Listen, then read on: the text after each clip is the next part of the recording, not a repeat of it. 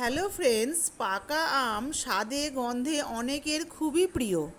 খুব সহজ পদ্ধতিতে বাড়িতে থাকা উপকরণ দিয়ে বানিয়েছি আম সন্দেশ, আপনাদের কাছে শেয়ার করলাম। এতটাই অপূর্ব টেস্ট যে যারা আম ভালোবাসেন তারা বাড়িতে বানিয়ে একবার খেয়ে দেখুন।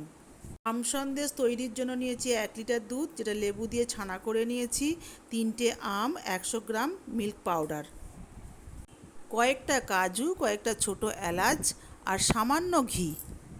ছানাটা যতটা পারবেন চেপে জলটা ঝরিয়ে নেবেন, ঠিক এইভাবে। এরপর 5 থেকে 7 মিনিট ধরে ছানাটাকে একটু মেখে নেবেন, বেশ নরম মতো একটা ছানার ডো তৈরি হবে। ছানার ডো রেডি হয়ে গেলে আমগুলোর শাঁসটা বের করে নিয়ে মিক্সার গ্রাইন্ডারে পেস্ট করে নিতে হবে। পেস্ট করে নেওয়া আমের গ্রেভি একটা ফ্রাই প্যানের মধ্যে ঢেলে 10 থেকে 15 মিনিট ধরে হালকা আঁচে নাড়তে হবে। আমের গ্রেভির মধ্যে 1 চামচ চিনি আর ছোটো এলাচের দানাগুলো দিয়ে একটু নাড়তে নাড়তে আমের গ্রেভিটা বেশ একটু টাইট মতো হয়ে যাবে।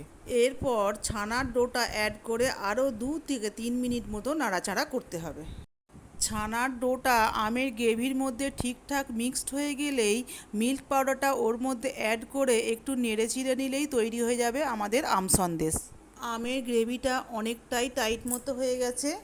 একটা পাত্রের মধ্যে সামান্য ঘি মাখিয়ে ওর মধ্যে ঢেলে দিয়ে একটু ঠান্ডা করে নিতে হবে। তারপর ওটাকে পিস পিস করে কেটে ওর মধ্যে একটা একটা করে কাজু দিয়ে তৈরি হয়ে যাবে আমাদের আম সন্দেশ। এর স্বাদ একবার যে না খাবে সে বুঝতেই পারবে না এটা কত সুন্দর খেতে। সামান্য কয়েকটা উপকরণে খুব সহজ পদ্ধতিতে একটা আমের রেসিপি আপনাদের কাছে শেয়ার করলাম।